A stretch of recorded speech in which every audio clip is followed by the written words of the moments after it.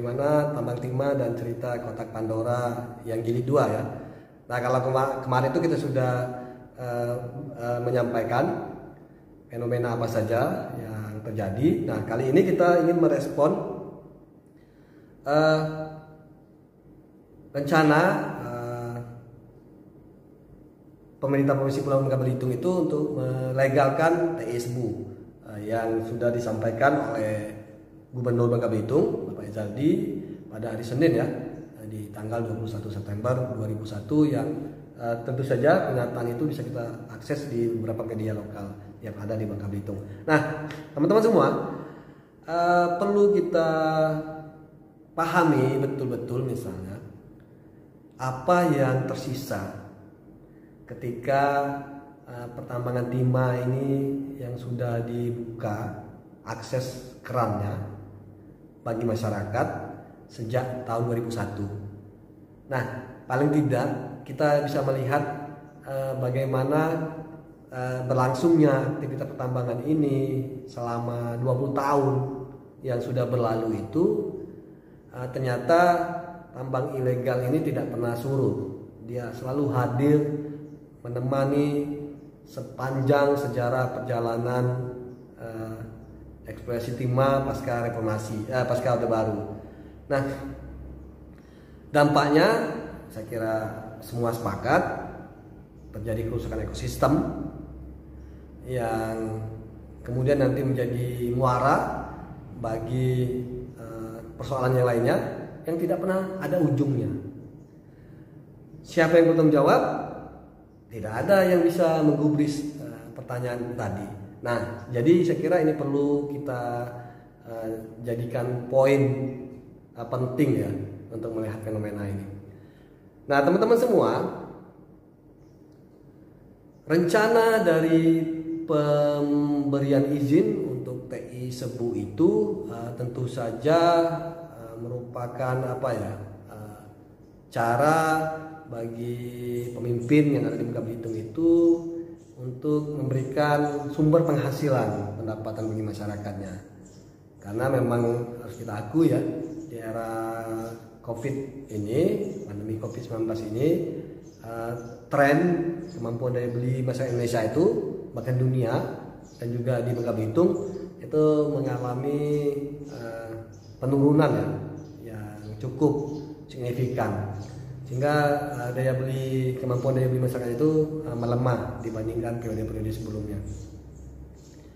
Nah, dengan adanya faktor eksternal yaitu harga timah di dunia di pasar internasional itu tinggi, kemudian ini bisa dijadikan dalih oleh pemerintah untuk kenapa tidak dimanfaatkan saja ini harga timah yang tinggi ini, kemudian menjadi semacam momentum untuk membangkitkan kemampuan daya beli masyarakat yang ada di Bangka Belitung itu. Sehingga salah satu caranya yaitu ada dengan cara melakukan mengizinkan tambang timah dengan memperhatikan perda zonasi tadi yang saya sebutkan tadi ya. Oke. Nah, teman-teman semua, ternyata ini baru tafsiran saya ini baru perspektif saya. Itu tidak mudah ya, tidak mudah. Karena apa? Meskipun rencana ini begitu populis ya, tadi karena bisa memulihkan daya beli masyarakat, tapi saya ingin melihat dari sisi lainnya. Jadi apakah rencana ini tidak kita pertimbangkan betul-betul efek negatif positifnya, jangka panjang dan jangka pendek dan seterusnya. Karena menurut saya, kenapa kita tidak belajar dari pengalaman dan kesalahan-kesalahan masa lalu? Ya tadi mulai tahun 2001 itu sampai sekarang. Ketika kita melakukan eksploitasi sumber daya alam yang secara terbuka dan masif. Nah, tentu saja seperti yang saya katakan di sesi yang sebelumnya itu, mendengar bencana ini kemudian ingatan saya kembali pada 20 tahun yang silam. Konflik sosial, ya kan? Peredaran narkoba, prostitusi, anak-anak putus sekolah, perceraian. Nah ini baru teka-teki saya ya. Itu sepertinya akan mewarnai cerita yang ada di Bangka Belitung di masa yang akan datang jika rencana pemberian izin ini dikabulkan oleh pemerintah pusat. Tak hanya itu, cerita-cerita tambang ilegal, ya kan, ekspor ilegal, kebocoran royalti, pajak, misalnya. Saya kira itu bagian lainnya yang nyaris tidak bisa kita hindarkan. Nah, siapa yang bisa melakukan ini? Tentu saja bukan masyarakat biasa. Kalau kita orang masyarakat biasa ini nggak mungkin lah melakukan bocoran royalti, pajak dan seterusnya. Nah tentu ini saya kira akan menguntungkan sekelompok elit saja atau sekelompok oligark saja yang ada di Bangka Belitung dan nasional di sektor pertambangan timah ini.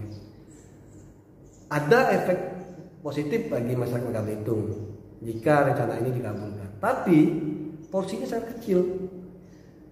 Yang menikmatinya paling besar itu yang kelompok oligark, pengusaha-pengusaha timah itu. Sehingga yang menjadi pertanyaan saya adalah sebenarnya untuk siapa sih rencana kebijakan ini? Oke, nah teman-teman semua, tentu saja kita harus terbuka, ya kan? Kita juga harus melihat apa sih kemudian semangat yang memunculkan rencana melegalkan TI Sebu ini. Nah, saya hanya fokus pada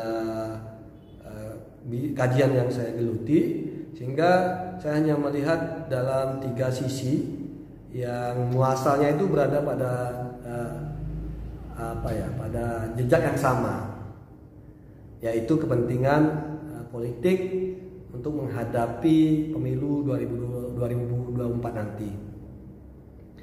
Nah, kenapa ini saya lihat sebagai kepentingan politik untuk pemilu 2024 nanti? Pertama itu, teman-teman semua, gubernur saat ini tuh secara hukum, secara konstitusi kita itu masih dibolehkan untuk mencalonkan kembali dengan status petahana, berarti ya. Nah, jadi Pak Zaldi itu masih memiliki kesempatan untuk mencalonkan kembali sebagai calon gubernur Provinsi Pulau Belitung di periode berikutnya, periode yang kedua.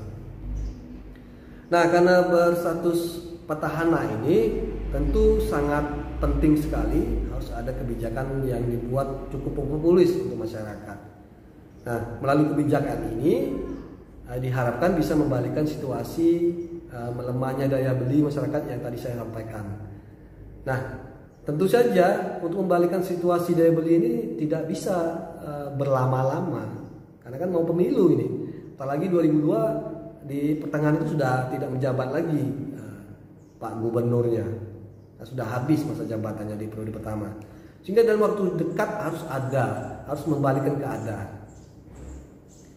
Yang daya beli melemah menjadi tinggi. Nah, tentu saja tidak ada cara lain kalau mau membalikkan keadaan dalam tempo yang dekat ya, yang singkat. Maka membuka kembali keran kebebasan untuk melakukan aktivitas pertambangan timah dengan harga timah yang tinggi itu menjadi prioritas. Ini kalau mau membalikkan keadaan dalam waktu dekat ya. Sehingga apa? Sehingga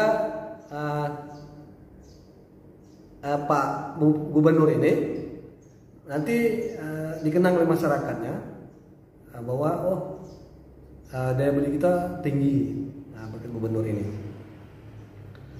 Oke ya teman-teman semua, jadi itu poin yang pertama.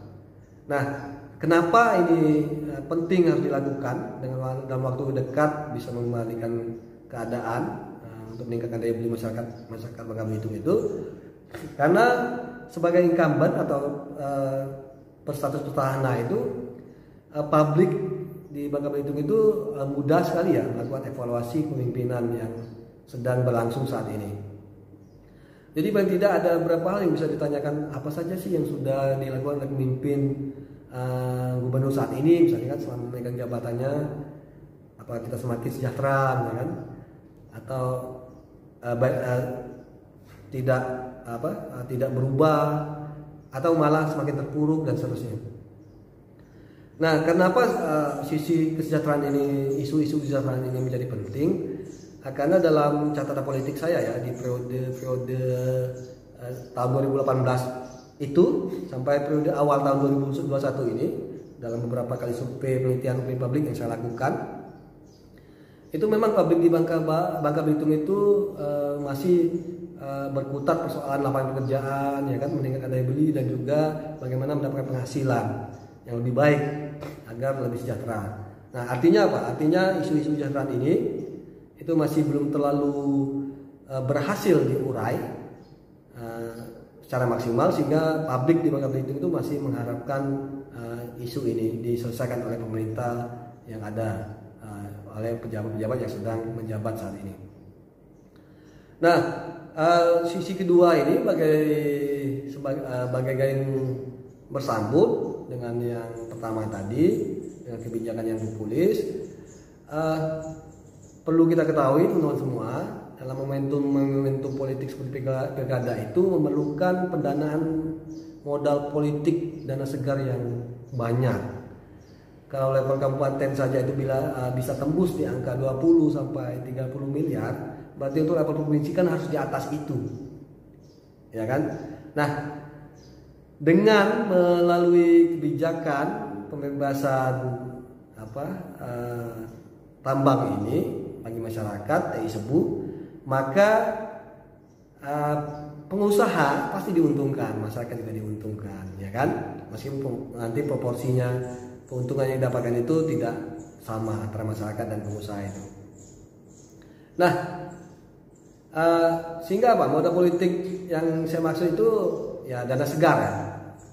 Sehingga ketersinggungan pengusaha dan penguasa itu semakin nampak dan terlihat di momen-momen politik seperti pilkada, pilpres dan seterusnya. Nah, teman-teman semua, sebagai pembanding saya kira penting untuk disampaikan bahwa menurut catatan-catatan NGO seperti ICW yang bergerak di isu-isu korupsi, juga ada Jatam yang di sisi pertambangan, ada Perludem di sisi pemilu misalnya, dan Walhi di sisi lingkungan hidup, itu sepakat mengatakan bahwa setiap menjelang pilkada yang akan dilaksanakan di sebuah daerah, maka pemegang kekuasaan itu membuat kebijakan dengan mengobrol perizinan di sektor pertambangan. Dengan cara apa? Modusnya yaitu melalui kebijakan memperpanjang perizinan pertambangan yang sudah ada, itu yang pertama. Lalu yang kedua, kalau belum ada perizinan, maka diberikan izin yang baru, izin pertambangan yang baru. Nah, itu yang kedua. Lalu yang ketiga, tidak adanya penegakan hukum bagi aktivitas penambangan ilegal yang tak berizin itu. Nah, jadi tiga hal ini itu menurut catatan NGO itu selalu hadir ketika menjelang pemilihan kepala daerah berlangsung. Nah, di periode 2017 sampai 2018 saja misalnya, Jatam mencatat ada 120 perizinan pertambangan yang dikeluarkan oleh pemerintah daerah yang ada di seluruh Indonesia. Nah, bahkan Mera Johansyah selaku koordinator Jatam pada waktu itu mengatakan bahwa perpanjangan izin, pemberian izin yang baru, dan pembiaran tambang ilegal itu diduga kuat terkait dengan kegiatan pembiayaan politik bagi kandidat yang akan berkompetisi di pilkada nanti. Nah, jadi ini cerita ini bukan cuma di Bangka Belitung ya, tapi di seluruh wilayah yang ada di Indonesia. Nah, bagaimana dengan Bangka Belitung? Saya kira sebagai sebuah daerah yang memiliki kekayaan sumber daya alam seperti timah, yang memang aktif ya, aktivitas pertambangannya itu masih terus eksis sampai hari ini, yang legal dan ilegal, itu juga menjadi fenomena yang sama lah dengan di daerah lain. Jadi ada perpanjangan izin, ada pemberian izin yang baru, ada pembiaran aktivitas tambang ilegal di kawasan yang terlarang misalnya kan. Itu diduga kuat juga menjadi keran atau ATM bagi kandidat untuk berkompetisi nanti. Nah, teman-teman semua, selain itu pengusaha juga punya aktivitas kan. Nah, nanti ketika pencalonan nanti gubernur untuk 2024 nanti, sebenarnya kita bisa menelusuri siapa cukong timah yang ada di belakang kandidat itu. Nah, siapa pengusaha tambang yang ada di belakang calon gubernur, wakil gubernur dan seterusnya, calon presiden dan wakil presiden misalnya. Seperti yang sudah saya sampaikan di sesi-sesi sebelumnya itu. Nah, jadi ketergantungan penguasa dan pengusaha itu sudah tidak bisa dibantah lagi, bahkan sudah sangat akut ya, sangat bergantung sekali untuk menjalankan mesin politiknya dalam memenangkan kompetisi politik. Nah, yang ketiga saya kira juga perlu kita lihat bagaimana misalnya dengan semakin banyaknya masyarakat yang menambang, maka otomatis suplai pasir timahnya itu kan semakin tinggi, sehingga ekspor yang dilakukan oleh perusahaan yang memang ada izin untuk melakukan ekspor itu juga semakin banyak dari sisi volumenya. Nah, ini semakin menguntungkan pengusaha, ya. Sehingga pengusaha tadi yang berada di belakang politisi itu juga semakin mudah untuk menyuplai pendanaannya, dana segar untuk memenangi kompetisi politik itu.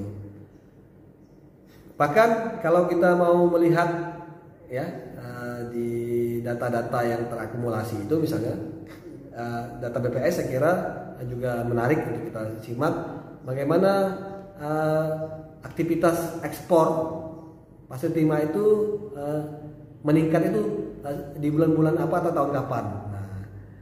Nah biasanya itu di menjelang 2 tahun, setahun setengah atau setahun terakhir untuk menjelang pelaksanaan pilkada dilakukan itu tinggi ekspornya.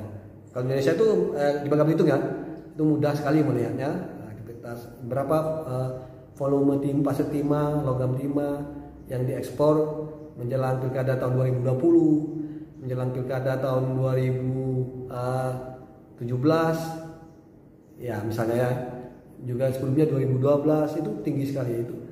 Nah sekali lagi teman, ini dikaitkan dengan adanya kecenderungan ya, dugaan untuk mendanai kampanye politik bagi kandidat tertentu. Nah oleh karena itu tentu kita ingin mengetahui misalnya berdasarkan pengalaman tadi ya, apa saya kira ini perlu dipertimbangkan secara lebih serius lagi mengenai rencana melegalkan TI Sebu yang memang populer saat ini di Bangka Belitung. Oke, Bangka Belitung tidak bisa dilepaskan dari pertambangan timah. Saya kira itu satu hal yang tidak bisa dipungkiri. Bangka Belitung juga tidak mungkin selamanya mengandalkan pertambangan timah di masa datang. Saya kira yang merupakan hal lainnya yang tidak bisa diabaikan begitu saja. Nah, bahkan ini harus, jadi Bangka Belitung itu harus punya mapping betul-betul ya. Kapan ketergantungan timah ini di periode 2025 misalnya kan, ketergantungan ekonomi Bangka Belitung yang bergantung dengan timah itu ditargetkan sekian persen menurun misalnya. 2020, 2030 misalnya kan, ketergantungannya itu semakin kecil. Jadi sektor andalannya itu adalah perikanan misalnya kan, tambak udang misalnya loh, perkebunan dan seterusnya. Jadi harus ada mapping itu. Nah kita kan tidak punya mapping itu, sehingga apa? Sehingga dalam merespon pasir timah yang di perdagangan internasional itu tinggi, kita latah. Oh ini kesempatan nih untuk membuat masyarakat kita memiliki pekerjaan tanpa harus membuat program kerja, ya kan? Nah saya kira ini perlu direnungkan kembali. Karena apa? Karena menurut saya puncak dari klimaks seorang pemimpin dimanapun levelnya itu di penghujung jabatannya tentu adalah meninggalkan warisan kebijakan yang kemanfaatannya itu betul-betul bermanfaat bagi masyarakat sehingga bisa dikenang sepanjang masa. Karena apa? Karena politik itu tidak saja tentang menguasai dan dikuasai, tapi juga tidak tentang bukan juga tentang soal menang kalah. Yang hampir terlupakan itu adalah politik itu tentang legacy. Jadi politik itu tentang warisan yang baik, yang memiliki manfaat sepanjang yang bisa dikenang sepanjang masa oleh masyarakatnya. Baik teman-teman semua, saya kira cukup diskusi kita tentang isu pertambangan timah terkini yang ada di Bangka Belitung ya. Kita nanti bertemu lagi di sesi-sesi yang akan datang. Terus saksikan dan simak diskusi saya tentang tema yang lainnya.